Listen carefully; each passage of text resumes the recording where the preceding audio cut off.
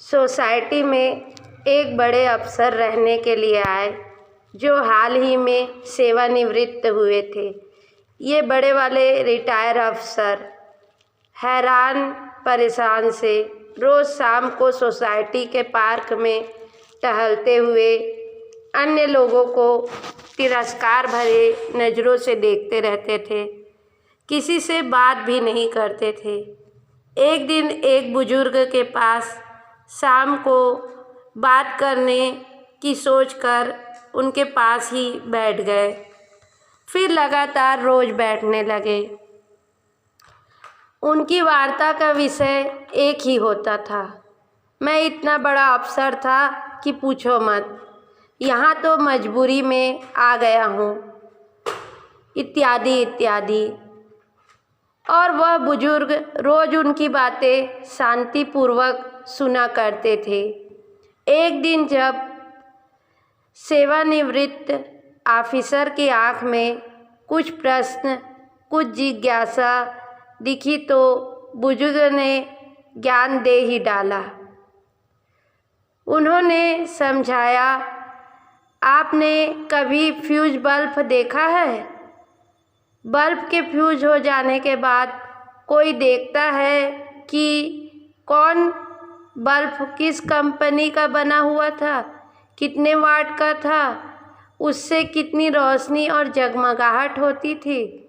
Bulb के fuse होने के बाद इनमें से कोई भी बात बिल्कुल ही मायने नहीं रखती।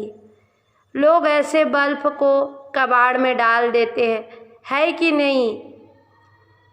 जब उस रिटायर अधिकारी महोदय ने सहमति में सिर हिलाया तो बुजुर्ग बोले, रिटायरमेंट के बाद हम सब की स्थिति भी फ्यूज बल्ब जैसे हो जाती है।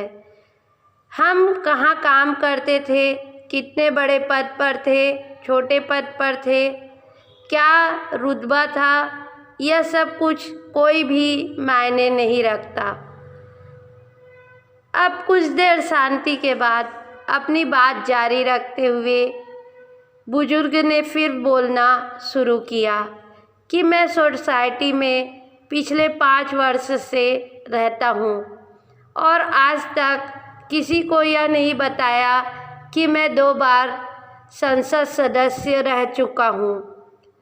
वे जो वर्मा जी हैं, रेलवे के महाप्रबंधक थे। वे सी साहब सेना में ब्रिगेडियर थे। वो मेहरा जी इसरो में चीफ थे। ये बात भी उन्होंने किसी को नहीं बताई, मुझे भी नहीं, पर मैं जानता हूँ। सारे फ्यूज बल्ब करीब करीब एक जैसे हो जाते हैं, चाहे वो 0 वाट का हो, 40 वाट का हो, 60 वाट का हो, 100 वाट का हो, हैलोजन हो या फ्लड लाइट, कोई रोशनी नहीं, कोई उपयोगिता नहीं। यह बात आप जिस दिन समझ लेंगे, आप शांतिपूर्ण तरीके से समाज में रह सकेंगे। उगते सूरज को जल चढ़ाकर सभी पूजा करते हैं, पर डूबते सूरज की कोई पूजा नहीं करता। यह बात जितनी जल्दी समझ में आ जाएगी, उतनी जल्दी ज़िंदगी आसान हो जाएगी। कुछ लोग अपने पद को लेकर इतने वहम में होते हैं कि रिटायरमेंट के बाद भी उनसे अपने अच्छे दिन भुलाए नहीं जाते। वे अपने घर के आगे नेम प्लेट लगाते हैं, Saxena, Gurjar, Meena, Gupta, Meghwal, Chaudhary, retired IAS, Singh, retired जज आदि। ये रिटायर्ड IAS, RAS, SDM, तहसीलदार, पटवारी, बाबू, प्रोफेसर, प्रिंसिपल, अध्यापक। अब कौन सा पद है भाई?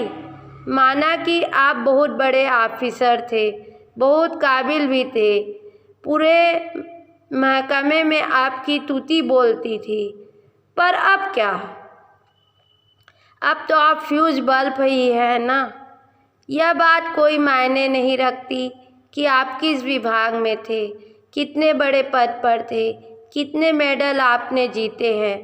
अगर कोई बात मायने रखती है तो वह यह है कि आप इंसान कैसे हैं, आपने कितनी ज़िंदगी को छुआ है, आपने आम लोगों को कितनी अहमियत दी है, पद पर रहते हुए कितने की मदद की है, समाज को क्या दिया है, ज़रूरतमंद व अपने समाज के गरीब लोगों व अन्य लोगों से आपका रिश्ता व व्यवहार कैसा है।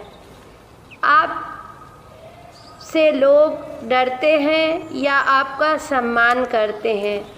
अगर आप से लोग डरते हैं तो आपके पद के हटते ही उनका वह डर हमेशा के लिए समाप्त हो जाएगा।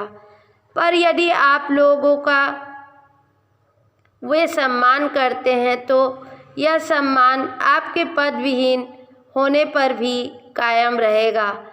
आप मरने के बाद भी उनकी याद में, उनके दिलों में जिंदा रह सकते हैं।